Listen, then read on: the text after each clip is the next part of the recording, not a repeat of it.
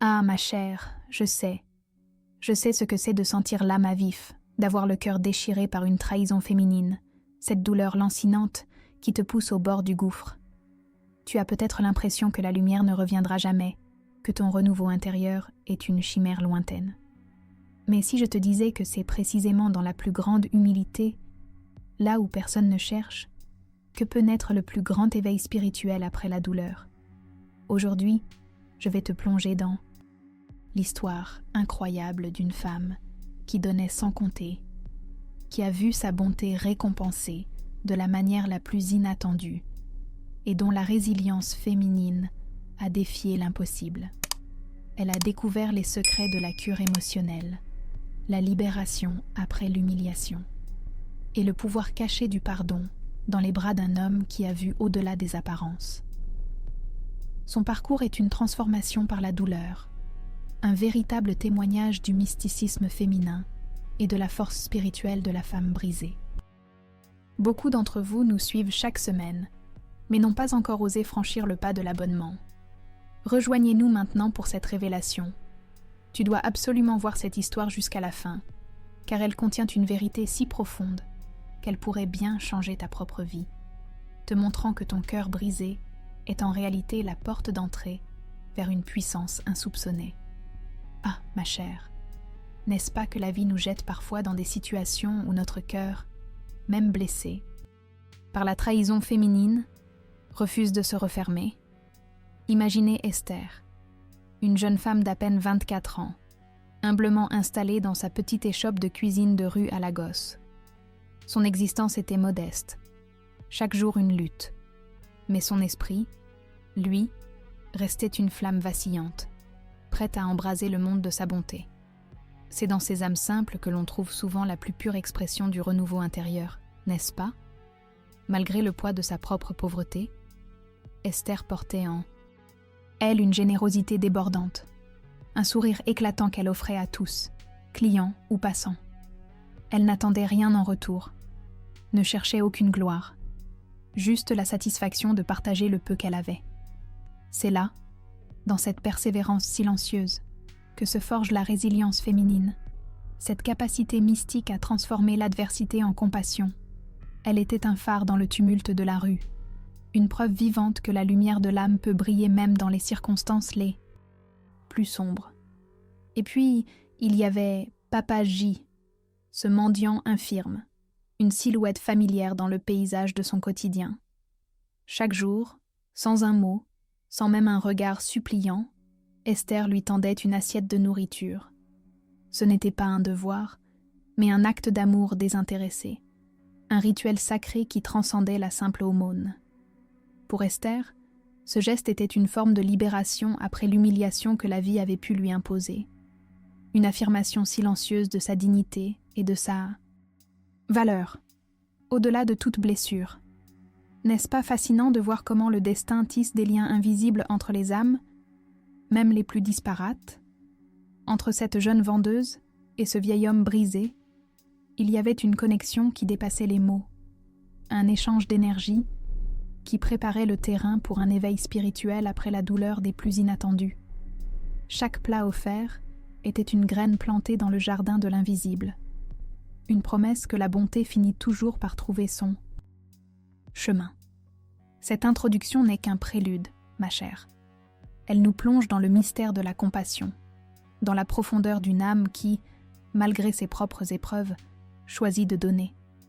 Esther, sans le savoir, était en train de découvrir les secrets de la cure émotionnelle, et sa force spirituelle de la femme brisée allait être mise à l'épreuve d'une manière qu'elle n'aurait jamais imaginée. Ah, ma chère, n'est-ce pas que la vie, dans sa sagesse mystique, nous confronte parfois à l'absence, pour nous forcer à regarder au-delà de l'ordinaire. Un matin, le banc de Papa J était vide. Le silence s'installa, lourd, là où la présence discrète du vieil homme était devenue une partie intégrante du quotidien d'Esther. Cette disparition mystérieuse remua son cœur, déjà marqué peut-être par des échos de trahison féminine passée. N'est-ce pas souvent ainsi que l'univers nous prépare à un éveil spirituel après la douleur, en retirant ce qui nous semble acquis pour nous pousser vers l'inconnu? Esther ressentit un vide profond, une inquiétude sincère pour cet homme qu'elle nourrissait sans rien attendre en retour. Elle posa des questions, s'enquit de lui auprès des commerçants voisins, des habitués du quartier. Son cœur, empli d'une compassion pure, refusait d'ignorer cette absence. C'était un acte de pure résilience féminine, une preuve de sa capacité à aimer au-delà des apparences, à se soucier d'un inconnu.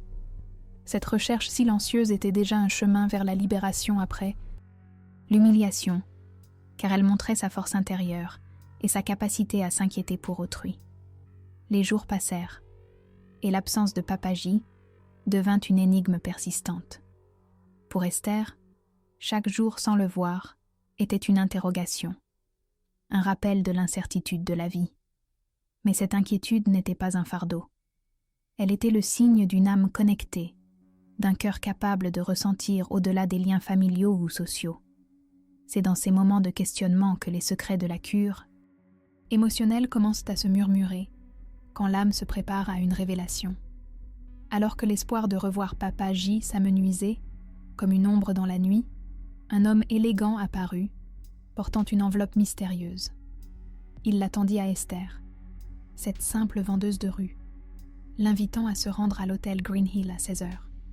N'est-ce pas là le mysticisme féminin en action? Cette capacité à attirer l'inattendu, à voir les signes du destin même quand la logique semble nous échapper. Ce morceau de papier n'était pas juste une lettre, c'était un portail, un appel vers un monde qu'elle n'aurait jamais imaginé. Arrivée à l'hôtel, le cœur battant, Esther fut plongée dans un univers de luxe et de raffinement, si éloigné de son quotidien. Et là, ma chère, le choc. Elle retrouva Papa J. Non pas dans ses haillons de mendiants, mais dans un environnement somptueux, transformé, presque méconnaissable. Ce moment fut une révélation, une transformation par la douleur et par la surprise, prouvant que les apparences sont souvent trompeuses et que le destin, dans sa grandeur, réserve des chemins inattendus. C'était la preuve vivante du renouveau intérieur et de la force spirituelle de la femme brisée qui allait trouver sa pleine expression. Ah, ma chère, n'est-ce pas qu'il est des moments où la vie, dans sa splendeur mystique, nous dévoile ses plus grands secrets, surtout après avoir traversé les abysses de la trahison féminine. Dans le faste inattendu de l'hôtel Green Hill, Papa J révéla sa véritable identité. Il était Chief George, un milliardaire, une figure d'influence et de pouvoir. Imaginez le choc, la stupeur d'Esther, elle qui le nourrissait sans savoir qu'elle tenait la main du destin. Cette révélation fut un véritable tremblement de terre pour son âme, un prélude à un renouveau intérieur qu'elle n'aurait jamais osé rêver. Il expliqua, avec une dignité retrouvée, qu'il avait simulé la pauvreté, non par jeu, mais pour tester la bonté véritable des cœurs, pour identifier ceux qui, comme Esther, donnaient sans attendre de retour. N'est-ce pas une quête digne des plus grands mystiques, celle de la pureté dans un monde souvent corrompu par l'apparence?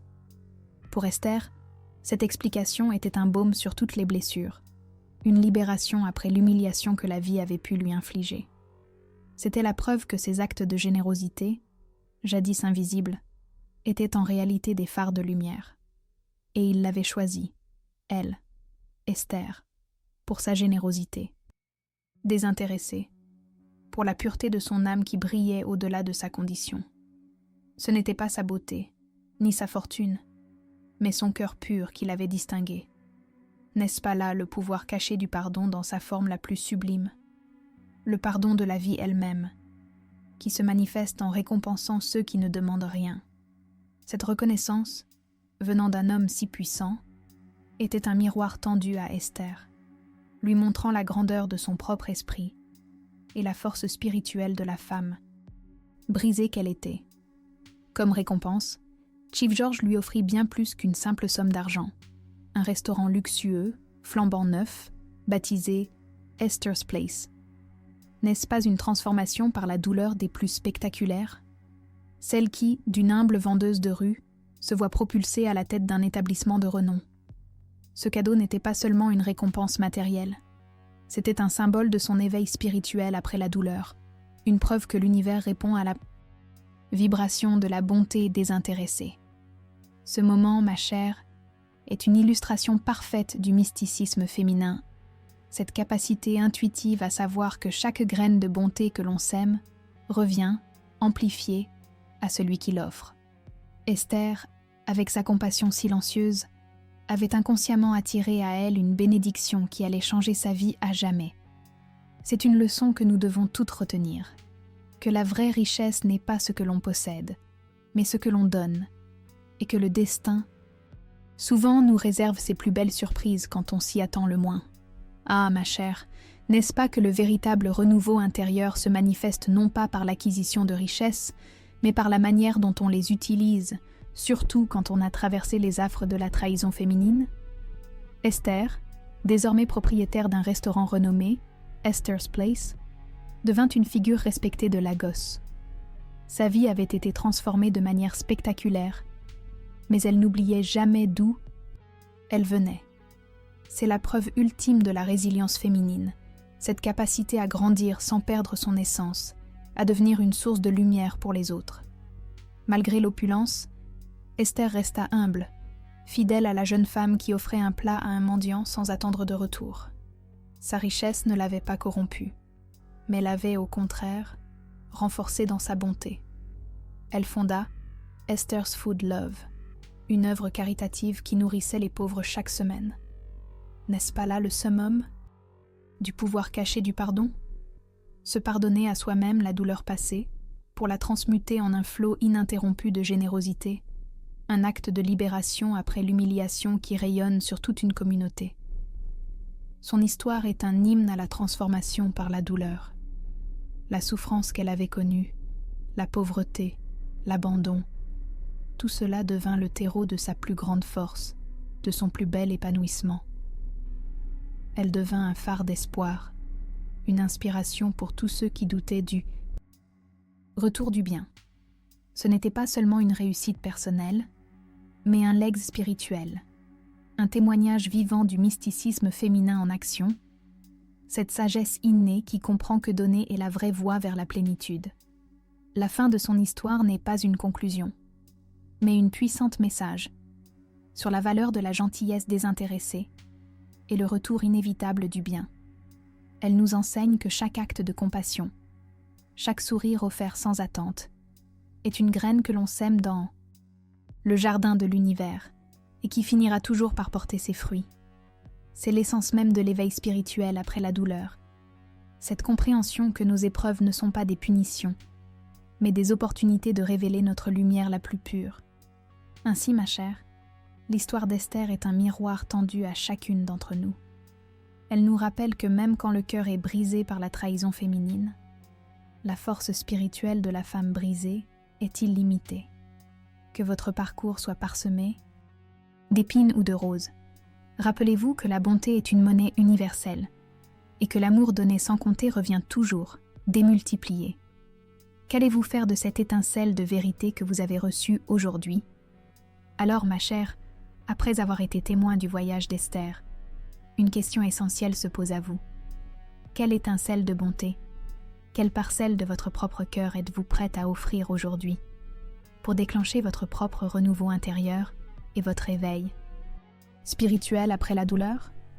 Partagez vos pensées, vos propres révélations, vos espoirs, ou même vos doutes dans les commentaires ci-dessous. Votre témoignage, votre chemin vers le pouvoir caché du pardon, est une lumière qui peut éclairer celui d'une autre âme qui cherche les secrets de la cure émotionnelle. Si cette histoire a résonné en vous, si elle a touché la force spirituelle de la femme brisée qui sommeille en vous, n'hésitez pas à vous abonner à notre chaîne et à activer cette clochette pour ne manquer aucune de nos prochaines explorations du mysticisme féminin et de la transformation par la douleur. Et pour poursuivre votre libération après l'humiliation et votre résilience féminine, cliquez sur la prochaine vidéo qui s'affiche à l'écran. Avec Carigno, cicatrice de l'âme.